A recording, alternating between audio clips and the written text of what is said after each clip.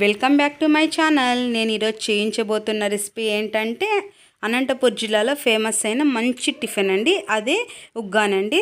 ఈ ఉగ్గానికి కావాల్సిన పదార్థాలు మనం ఇప్పుడు చూసేసుకుందాము. ఇది చాలా చాలా టేస్ట్ ఉంటుంది. ఒకసారి నా పద్ధతిలో ట్రై చేయండి.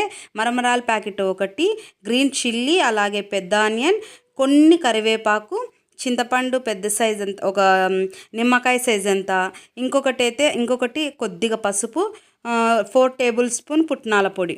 ఇలాగ దీనికి కావాల్సిన ఇంగ్రీడియంట్స్. ముందుగా మనం ఒక బౌల్లో వాటర్ వేసుకొని చింతపండు నానపెట్టుకున్నాము.